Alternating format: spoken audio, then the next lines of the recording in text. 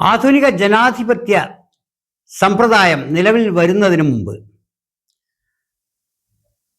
രാഷ്ട്രങ്ങളുടെ ഘടന തന്നെ വ്യത്യസ്തമായിരുന്ന ഒരു കാലഘട്ടത്തിൽ കയ്യൂക്കുള്ളവരും ആയുധബലം കൊണ്ടും മറ്റ് ആൾബലം കൊണ്ടും ഗോത്രബലം കൊണ്ടും കയ്യൂക്കുള്ളവർ അതില്ലാത്തവരെ താരതമ്യേന അത് കുറഞ്ഞവരെ ആക്രമിച്ച് കീഴ്പ്പെടുത്തി അവരുടെ സ്വത്തും മുതലും അവരുടെ രാഷ്ട്രവും പിടിച്ചെടുക്കുന്ന ഒരു രീതിയായിരുന്നു നിലവിലുണ്ടായിരുന്നത്. സ്വന്തം രാജ്യത്ത് തന്നെ ഏറ്റവും ശക്തനായ ദുർബലനെ കീഴ്പ്പെടുത്തിയാണ് അധികാരം കൈപ്പറ്റിയിരുന്നത്. പിന്നീട് മനുഷ്യൻ പുരോഗമിച്ച് ആധുനിക കാലഘട്ടത്തിലെത്തിയപ്പോൾ നമുക്ക് ജനാധിപത്യം എന്ന രീതിയിലുള്ള ഒരു മികച്ച സമ്പ്രദായം നിലവിൽ വന്നു. സമാധാനപരമായ, മാന്യമായ, നീതിപൂർവകമായ അധികാര കൈമാറ്റത്തിന് അർഹതയുള്ളവരെ രാഷ്ട്രത്തിന്റെ ഉത്തരവാദിത്വം ഏൽപ്പിക്കുന്നതിന് തെരഞ്ഞെടുക്കപ്പെടുന്നതിന് ജനാധിപത്യ രീതികൾ നിലവിൽ വന്നു. അന്നു മുതൽക്ക് രാജ്യങ്ങൾ പഴയതുപോലെ കൊന്നോ ചത്തോ മഹായുദ്ധങ്ങൾ ചെയ്തോ അതുവരെ ഉണ്ടാക്കിയത് മുഴുവൻ നശിപ്പിച്ചോ അല്ല അധികാരങ്ങൾ പിടിച്ചടക്കിയിരുന്നതെങ്കിൽ ആധുനിക കാലഘട്ടത്തിൽ ഒരു പോറലുമേൽക്കാതെ മാന്യമായ അധികാര കൈമാറ്റം ജനാധിപത്യത്തിലൂടെ, ബാലറ്റ് പേപ്പറിലൂടെ നമ്മൾ സാധ്യമാക്കി. പക്ഷേ ഈ നിലക്ക് നമ്മുടെ രാജ്യം ഇന്ന് മുന്നോട്ട് പോയിക്കൊണ്ടിരിക്കുകയാണ്. നമ്മുടെ ലോകത്തെ മിക്ക രാജ്യങ്ങളും ഏതാണ്ട് അതേ രീതിയിൽ പോയിക്കൊണ്ടിരിക്കുകയാണ്. അപൂർവം ചില അപശബ്ദങ്ങൾ പട്ടാള മേധാവികൾ പിടിച്ചെടുത്തും മറ്റ് ആഭ്യന്തര വിപ്ലവങ്ങൾ സംഘടിപ്പിച്ചും അധികാരം പിടിച്ചടക്കുന്ന രീതികൾ നിലവിലുണ്ടെങ്കിലും ആധുനിക ജനാധിപത്യത്തെ പിന്തുടർന്ന് അതിലൂടെ അധികാരം നേടി അതിനെ പിൻപറ്റി അതിൻ്റെ മഹത്വം വെളിപ്പെടുത്തിക്കൊണ്ട് അതിനെ നിലനിർത്തിക്കൊണ്ടിരിക്കുന്ന രാഷ്ട്രങ്ങൾ തന്നെ ജനാധിപത്യത്തിന്റെ താല്പര്യത്തിന്, അതിൻ്റെ രീതികൾക്ക്, അതിൻ്റെ വിധിവിലക്കുകൾക്ക് നിരക്കാത്ത തരത്തിൽ പെരുമാറിയാൽ അത് അത്യന്തം ഉത്കണ്ഠാജനകമാണ്.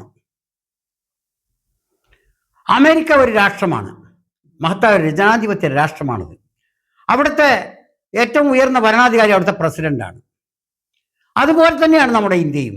ഇന്ത്യയിൽ നമ്മുടെ അധികാരം കൈകാര്യം ചെയ്യുന്നതിൽ പ്രധാനമന്ത്രിക്കാണ് മുൻതൂക്കം. പ്രസിഡന്റ് അതിന് മേലെ പ്രോട്ടോകോൾ അനുസരിച്ച് മേലെ ഉണ്ടെങ്കിലും പ്രധാനമന്ത്രിമാരെ നമ്മൾ തിരഞ്ഞെടുക്കുന്നത് ജനാധിപത്യത്തിലൂടെയാണ്. ഇതുപോലെ തന്നെയാണ് ലോകത്തെ മിക്ക രാജ്യങ്ങളും.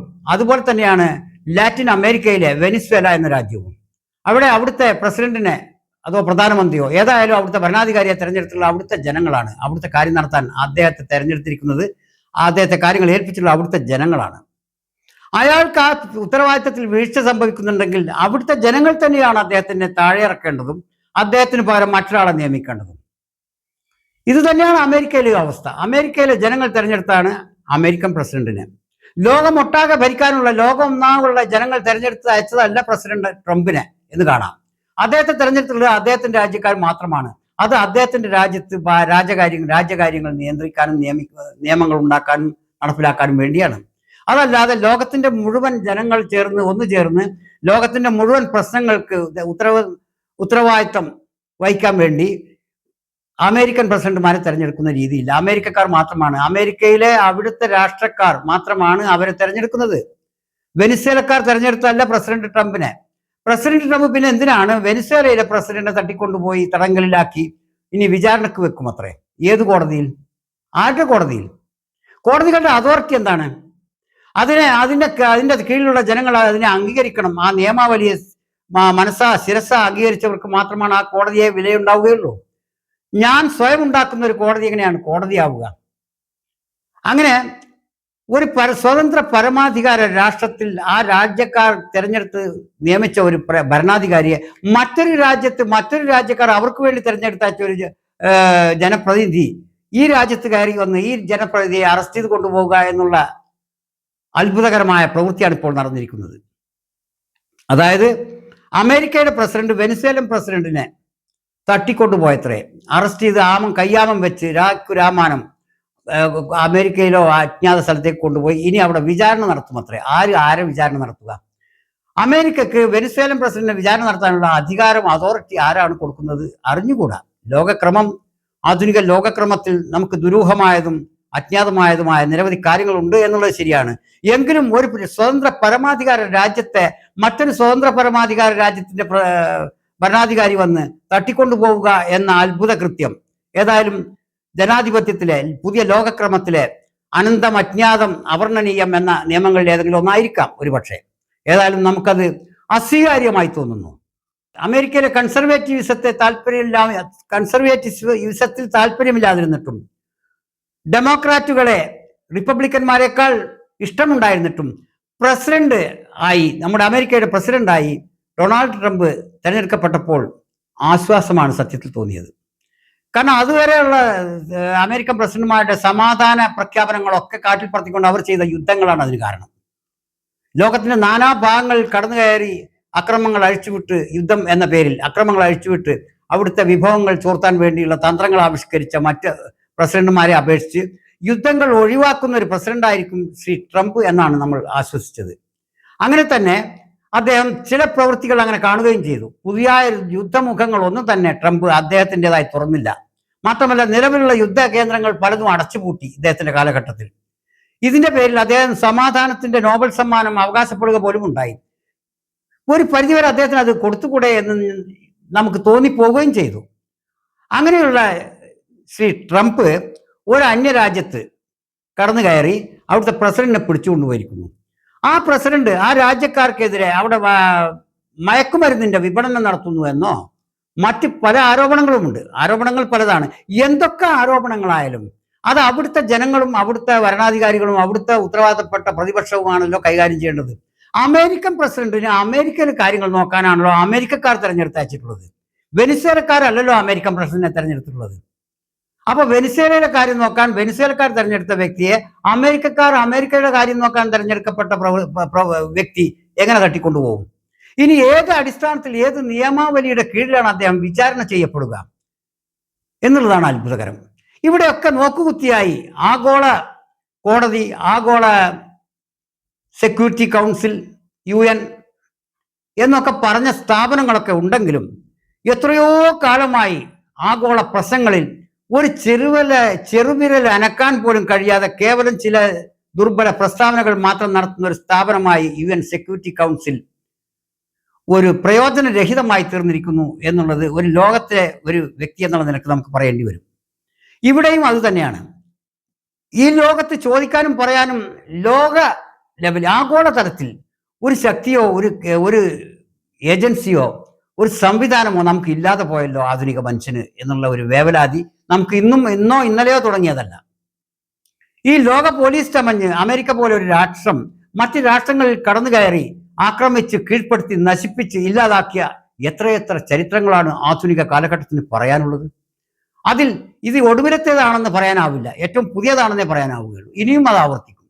ആ രീതിയിലാണ് നമ്മുടെ ലോക ക്രമക്കേട് നിലവിലുള്ളത് എന്ന് പറയേണ്ടി വരും. അമേരിക്കൻ പ്രസിഡന്റായ ശ്രീ ഡൊണാൾഡ് ട്രംപിനെ അനുകൂലിച്ചു, പല കാര്യങ്ങളിലും അനുകൂലിച്ചു. ഇപ്പോൾ എന്തുകൊണ്ട് അദ്ദേഹത്തിന്റെ ഈ പ്രവൃത്തിയെ എതിർക്കുന്നു എന്നൊരാൾ എന്നോട് ചോദിക്കുകയുണ്ടായി. വെനിസ്വേലയിലെ കടന്നുകയറ്റത്തെ അപലപിക്കണമെങ്കിൽ അമേരിക്കൻ പ്രസിഡന്റിനെ നേരത്തെ മുതൽ ഞാൻ വിമർശിച്ചു വരണമായിരുന്നു എന്നാണ് അദ്ദേഹത്തിന്റെ താല്പര്യം. അതായത് അമേരിക്കൻ പ്രസിഡന്റ് ഒരു നന്മ ചെയ്താൽ തീർച്ചയായും അതിനെ അമേരിക്കൻ പ്രസിഡന്റ് ആയി പോയല്ലോ എന്നതിന്റെ പേരിൽ കണ്ടില്ലെന്ന് നടിക്കാനാവില്ല, അത് നന്മ തന്നെ. അതേ മനുഷ്യൻ ഒരു തിന്മ ചെയ്താൽ അത് തിന്മയായും കാണേണ്ടിയിരിക്കുന്നു. സാധാരണ നിലയിൽ നമ്മുടെ സംഘടിത രാഷ്ട്രീയത്തിലും മതങ്ങളിലും കണ്ടുവരുന്ന ഒരു ദുഷ്പ്രവണത, ഒരു മതമേധാവി എന്ത് തെറ്റ് ചെയ്താലും ആ മതത്തിന്റെ അനുയായികൾ അതിനെ ന്യായീകരിക്കാൻ മുന്നോട്ട് വരും. അതേപോലെ തന്നെയാണ് ഒരു രാഷ്ട്രീയ നേതാവ് എന്ത് തെറ്റ് ചെയ്താലും, എത്ര കുറ്റകരമായ കാര്യം ചെയ്താലും അദ്ദേഹത്തിന്റെ അനുയായികൾ, ആ പാർട്ടിയിലെ അണികൾ അദ്ദേഹത്തെ ന്യായീകരിച്ചു കൊള്ളണം. നിഷ്പക്ഷമതികളായ അങ്ങനെ ഒരു കൂട്ടരുണ്ടോ എന്ന് എനിക്ക് സംശയമാണ്. എന്നാൽ ഒരു നിഷ്പക്ഷമതിയെ സംബന്ധിച്ചിടത്തോളം ഒരു മനുഷ്യൻ ഒരു തെറ്റ് ചെയ്യുമ്പോൾ അതിനെ അപലപിക്കുകയും അതിനെതിരായി നിലകൊള്ളുകയും അതേ മനുഷ്യൻ നന്മ ചെയ്യുമ്പോൾ അതിന് പ്രോത്സാഹജനകമായ അദ്ദേഹത്തിന് അതിനു പിന്നിൽ അതിന് സപ്പോർട്ട് കൊടുക്കുകയും വേണം എന്നുള്ളതാണ് യഥാർത്ഥ സാമാന്യ ബോധമുള്ള മനുഷ്യരുടെ ഒക്കെ ചിന്താഗതി. അപ്പോൾ ഒരു ചോദ്യം ഉയരുന്നുണ്ട്, ഇത് അവസരവാദപരമല്ലേ? ചില സമയങ്ങളിൽ ചില മനുഷ്യരെ അനുകൂലിക്കുക, ചില സമയങ്ങളിൽ ചില മനുഷ്യരെ എതിർക്കുക എന്നുള്ളതിന് എന്താണ് ഒരു ആശയപരമായ ഒരു ദൃഢത ഇല്ലായ്മയാണത് എന്ന് ഒരു വിമർശനമുണ്ട്. മനുഷ്യരെ സ്ഥിരമായി എതിർക്കാനോ സ്ഥിരമായി അനുകൂലിക്കാനോ പറ്റാത്തൊരു അവസ്ഥയിലുള്ള ഒരു പ്രതിഭാസമാണ് മനുഷ്യൻ സദാ മാറിക്കൊണ്ടിരിക്കുന്ന അഭിപ്രായങ്ങളുടെ പേരാണ് മനുഷ്യൻ എന്നുള്ളത്. അതായത് ചിരപ്രതിഷ്ഠമായ ഒരു സ്വഭാവത്തിന്റെ ഉടമയല്ല മനുഷ്യൻ. മനുഷ്യന്റെ സ്വഭാവം അതാത് സമയങ്ങളിൽ മാറി മറിഞ്ഞുകൊണ്ടേയിരിക്കും. വളരെ നല്ലവനെന്ന് ഉറപ്പിച്ച് വിശ്വസിക്കാവുന്ന ചില ആളുകൾ പോലും അപ്രതീക്ഷിതമായ തെറ്റുകൾ ചെന്നകപ്പെട്ടേക്കാം. ആ മനുഷ്യൻ നല്ലത് ചെയ്തപ്പോൾ അവനെ കൂടെ നിന്നു എന്ന ഒറ്റക്കാരണം കൊണ്ട് അദ്ദേഹം ചെയ്യുന്ന തെറ്റുകളെ നമ്മൾ അനുകൂലിക്കുക എന്നുള്ളത് എത്രമാത്രം വിഡിത്തമാണ്. അതുപോലെയാണ് മതത്തിൻ്റെയോ വർഗത്തിൻ്റെയോ സമുദായത്തിൻ്റെയോ രാഷ്ട്രീയത്തിൻ്റെയോ പേരിൽ തങ്ങളുടെ നേതാക്കൾ നന്മ ചെയ്യുമ്പോൾ അതിനെ നന്മയായി കാണാനും തിന്മ ചെയ്യുമ്പോൾ അതിനെ തിന്മ തന്നെയായി കാണാനുമുള്ള യോഗ്യതയുള്ളവരായിരിക്കണം ശരാശരി മനുഷ്യൻ. ഇത് ആട്ടിൻ പറ്റത്തെ പോലെ, കന്നുകാലി കൂട്ടത്തെ പോലെ തങ്ങളുടെ നേതാവ്, തങ്ങളുടെ ഇടയൻ എങ്ങോട്ട് തെളിക്കുന്നുവോ അങ്ങോട്ട് പോകാൻ വിധിക്കപ്പെട്ട വെറും ഒരു കൂട്ടമായി മനുഷ്യൻ അധപ്പതിച്ചുകൂടാത്തതാണ്. ഓരോ മനുഷ്യനും ഓരോ ഇൻഡിവിജ്വലാണ്. ആ മനുഷ്യന് ശരി ചെയ്യാനും തെറ്റ് ചെയ്യാനുമുള്ള ഇച്ഛാശക്തി നൽകപ്പെട്ടിട്ടുണ്ട് എന്നാണ് നമുക്ക് ഇന്നേ വരെയുള്ള കാര്യങ്ങൾ മനസ്സിലാക്കണവും പ്രബല മതഗ്രന്ഥങ്ങൾ പറയുന്നതും അത് തന്നെയാണ്. തത്വശാസ്ത്രങ്ങളും അത് തന്നെയാണ് പറയുന്നത്. മനുഷ്യന് തെറ്റിലേക്കും ശരിയിലേക്കും ചായാനുള്ള സാധ്യതകൾ ചുറ്റിനുമുണ്ട് എപ്പോഴും. അതുകൊണ്ട് തന്നെ ഒരു മനുഷ്യൻ അവന്റെ ദുർബലാവസ്ഥയിൽ അല്ലെങ്കിൽ ശക്തമായ അവസ്ഥയിൽ അവൻ ഒരു പ്രവൃത്തി ചെയ്യുന്നു, അത് സമൂഹത്തിന് ഗുണകരമാണെങ്കിൽ തീർച്ചയായും ആ സമൂഹം ആ കാര്യത്തിൽ അവനോടൊപ്പം നിൽക്കണം. അതേ വ്യക്തി അതേ സമൂഹത്തിന് എതിരായി ഗുണകരമല്ലാത്തൊരു കാര്യം ചെയ്യുമ്പോൾ തീർച്ചയായും അതേ സമൂഹം അവനെതിരായും നിലകൊള്ളണം. ഇങ്ങനെയാണ് സാമാന്യ ബുദ്ധി ആവശ്യപ്പെടുന്നത്. മനുഷ്യന്റെ കോമൺ സെൻസ് ആവശ്യപ്പെടുന്നത് ഇതാണ്. അതല്ലാതെ കണ്ണടച്ച് അന്ധമായി ഒരു വ്യക്തിയുടെ പിന്നിൽ അണിനിരന്ന് ആ വ്യക്തി ചെയ്തു കൂട്ടുന്ന എല്ലാ തെമ്മാടിത്തങ്ങൾക്കും അവസാന പാടാൻ സത്യത്തിൽ സാമാന്യ ബോധമുള്ള സാമാന്യ ബുദ്ധിയുള്ള ഒരാൾക്ക് കഴിയില്ല എന്നതാണ് വസ്തുത. അമേരിക്കൻ പ്രസിഡന്റ് കൃത്യമായ ചില നിലപാടുകളിലൂടെ ഗാസയിലെ യുദ്ധം വിരാമം ഉണ്ടാക്കിയപ്പോൾ അദ്ദേഹത്തോടൊപ്പം നിന്നു. ഇനി നാളെയും അഫ്ഗാനിൽ നിന്ന് പടയാളികളെ പിൻവലിക്കുക എന്നത് മികച്ച കാര്യമാണ്, സമാധാനത്തിലേക്കുള്ള പാതയാണ്, സമാധാനത്തിലേക്കുള്ള വാതായനങ്ങൾ തുറന്നിടലാണത് എന്ന് കണ്ടുകൊണ്ട് അതിനെ അനുകൂലിച്ചു.